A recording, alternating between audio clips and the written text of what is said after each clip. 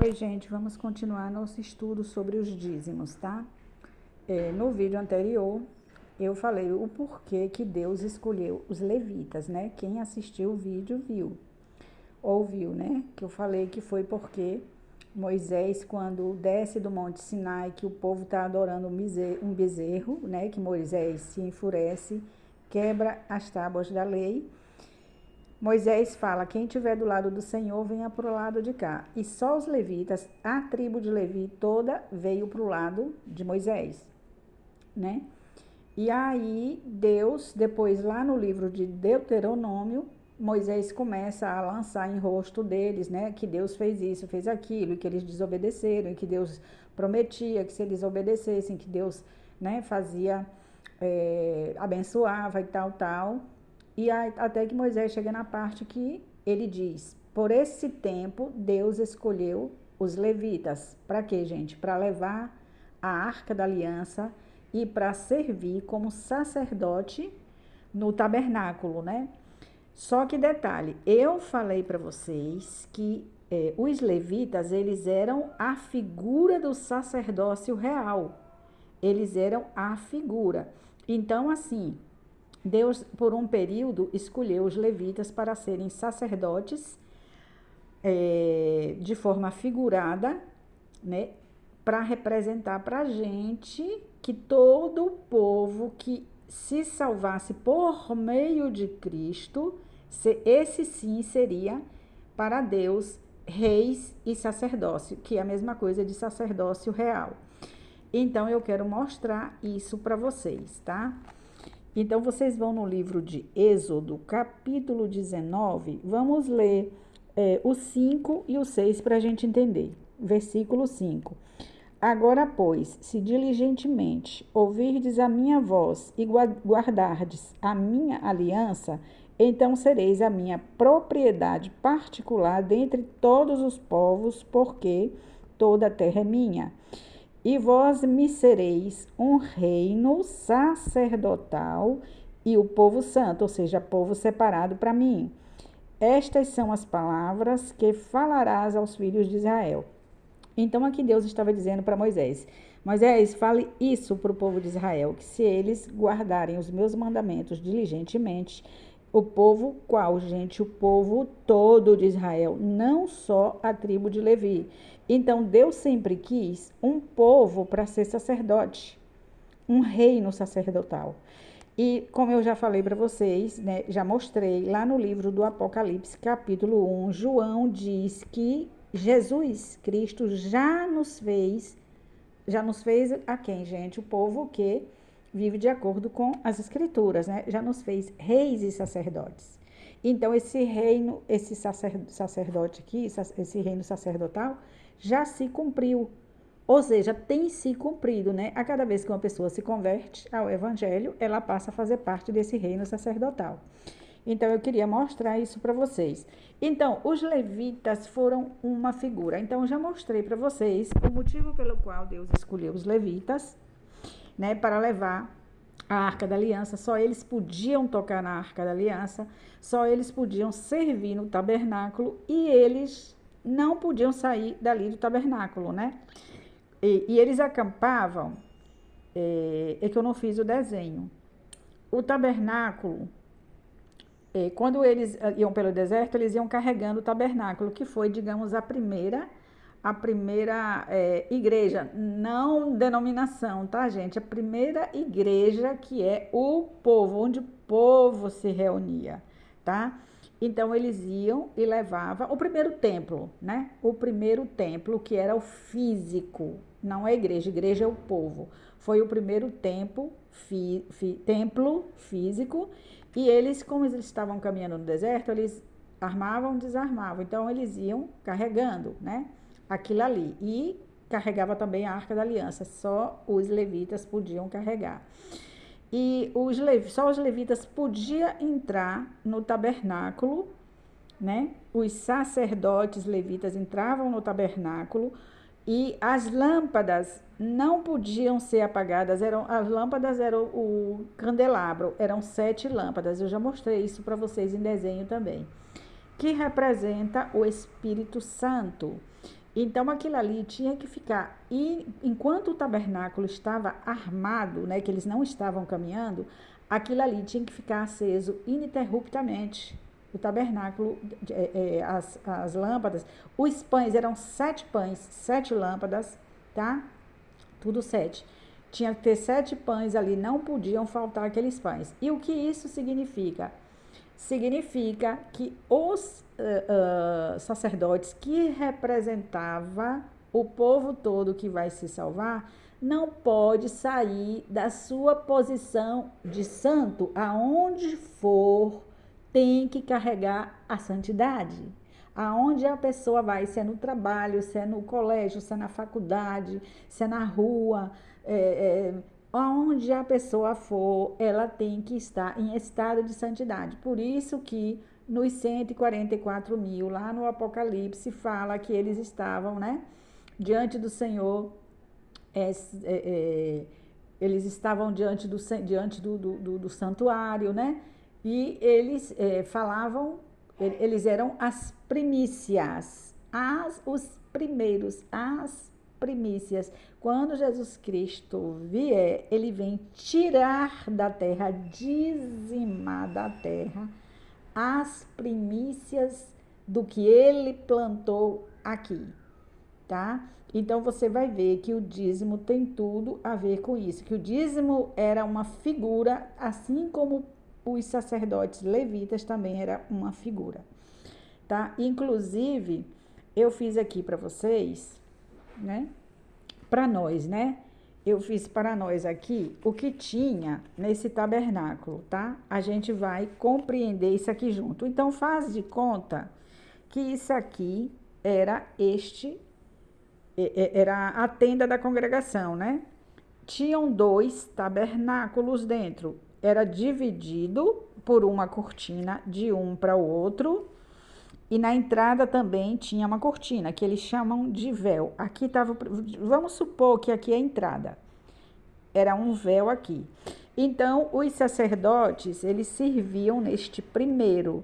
No segundo, era só o sumo sacerdote, que era Arão. Aqui eram os filhos de Arão, né? E tinha os demais da tribo de Levi que serviam a eles, né? O que eles mandavam fazer, eles faziam, né? Com suas funções. Então, aqui estava o véu da entrada, que é o primeiro véu. Este segundo véu aqui é como se fosse a carne de Cristo. Você vai encontrar em Hebreus 10, 20. Quando Cristo morre na cruz, quando ele morre, né, que ele dá aquele brado e morre, rende o espírito, o véu, ele rasga do templo, que agora o templo já estava de pedras, né, já era feito de pedras, né, já estava lá em Jerusalém. O véu se rasga de alto a baixo. O que isso significa? Que é como se a carne de Cristo fosse rasgada e pela carne dele a gente tivesse acesso a este lugar de cá, ao Santo dos Santos, que aqui é como se tivesse Deus e aqui o povo de Deus. Vamos lá. Vamos ver o que aqui é a entrada, o primeiro véu. Então aqui nós encontramos o quê? Isso você vai encontrar, gente, o que eu escrevi aqui em Hebreus 9, de 1 a 11. Você vai lá e lê, tá? Olha só, aqui significa a primeira aliança. A primeira aliança, que era aqui, que eles aspergiam o sangue dos animais que se matava, tá? Aquele ritual todo era feito aqui, né, que Cristo ainda não tinha morrido na cruz. Então, isso significa aqui, esse primeiro, a aliança, primeira aliança, que ela envelheceu, a primeira envelheceu quando entra a segunda aliança. Então, essa aqui envelhece. Isso está escrito em Hebreus 3, Hebreus 8, 13, tá? Aqui eu já mostrei para vocês que o segundo véu representa a carne de Cristo, que está em Hebreus 10, 20. Vamos lá. O que tinha aqui dentro era ordenanças de culto divino, que era aquele ritual que depois que matava os animais, né? Aspergia o sangue, fazia um monte de coisa. Aqui dentro, o santo era o santuário terrestre, ou seja, isso significa o ser humano, o que entra dentro deste tabernáculo aqui, né, que passa a fazer a vontade de Deus. Então, ele se torna um santuário terrestre. E aqui estava o candelabro que tinha 7 lâmpadas, né? Eles chamavam de lâmpadas, mas na verdade era um azeite que ficava no candelabro com o fogo, que representa o Espírito Santo. Espírito Santo. O candelabro, a mesa, os pães da proposição, que eram 7 pães, que representam o corpo de Cristo, né? Ao que se chama, essas coisas tudo aqui se chama santuário, né? Aqui era o lugar santo e o primeiro tabernáculo. Então, primeiro tabernáculo, segundo tabernáculo. O primeiro compartimento se chama primeiro tabernáculo, o segundo compartimento, segundo tabernáculo. E era aqui que os sacerdotes ministravam. Agora vamos para aqui, o que ocorria neste lugar. Este lugar representa a segunda aliança, onde Jesus coloca as leis no coração. Vá em Hebreus 8:10. Aqui os santos dos santos, aqui também segundo tabernáculo, aqui ficava o incensário de ouro, a arca da aliança coberta de ouro, contendo dentro um vaso de ouro que continha o maná, a vara de Arão que tinha florescido e as tábuas da aliança estavam tudo dentro da arca da aliança, tá? Dessa arca da aliança. Só a arca,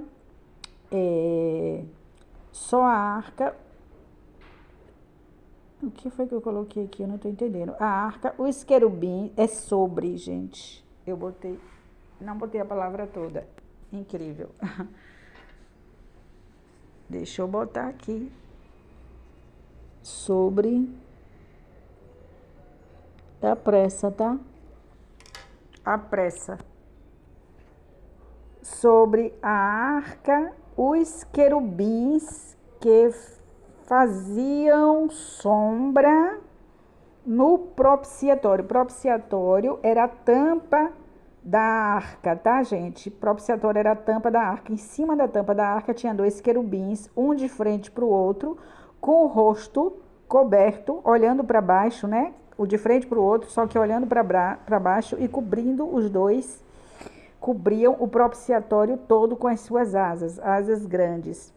Então, cobria esse propiciatório, faziam sombra, 2 querubins. E neste local, só o sumo sacerdote entrava uma vez no ano, não sem sangue por ele e pelo povo. Ou seja, ele tinha que sacrificar para entrar aqui. Ele tinha que derramar sangue por ele e pelos pecados dele, porque ele era um sumo sacerdote humano, o único sacerdote e sumo sacerdote, né, que não pecou foi Cristo. Então, ele era a representação de Jesus Cristo e o sacerdócio aqui é representação do povo que está abaixo desse aqui. Então, ele é sacerdote dos sacerdotes, ele é santo dos santos. Por isso que este lugar aqui se chama Santo dos Santos aqui, que é o povo de Deus, que é o povo que segue a vontade de Deus, né? Que faz a vontade de Deus. Então, eu acho que eu expliquei direitinho. Por que eu estou explicando isso, gente? Porque a gente vai chegar na conclusão dos dízimos. Então, é bom que vocês entendam isso aqui, porque a gente vai ligando os pontos, a gente vai fazendo o quebra-cabeça. Então, entendeu, né, gente? Aqui era a tenda, né, da congregação toda, né? E aqui dentro tinha 2 tabernáculos. Aí, olha que interessante. Isso aqui é como se fosse a igreja, povo de Deus. Povo de Deus. Aqui, ó. Vamos aqui. A igreja, povo de Deus. E aqui Cristo, ligados um ao outro, né? Ligados. Eu vou ler depois Hebreus para vocês, tá? Porque quando eu for ler agora, né? No próximo vídeo eu leio. Quando eu for ler, vai ficar mais fácil de vocês entenderem por causa da explicação que eu dei. A igreja, Deus não deixou a mulher como se fosse a igreja e o homem como se fosse Cristo, né? No casamento, na aliança do casamento, é o casamento de Cristo com a igreja. O homem é a cabeça da mulher. Desde que Eva pecou, né? Adão e Eva pecaram, que Deus disse que ele dominaria ela. Ele te dominará, não é dominar. Vocês entenderam, né? Não é fazer o que eu quero, não é isso não. É porque a cabeça domina o corpo, né? Se a gente tiver uma cabeça boa, o corpo da gente vai fazer coisas boas. Então, o homem seria guiado por Cristo, por Deus, e a mulher guiada pelo homem, né? No princípio foi assim. Aí, tá. Quando a mulher peca, né? Eva não tinha menstruação ainda no Éden. Não tinha não, gente. Não tinha não. Quando Deus disse crescei-vos e multiplicai-vos, eu já mostrei isso para vocês. Ele estava profetizando.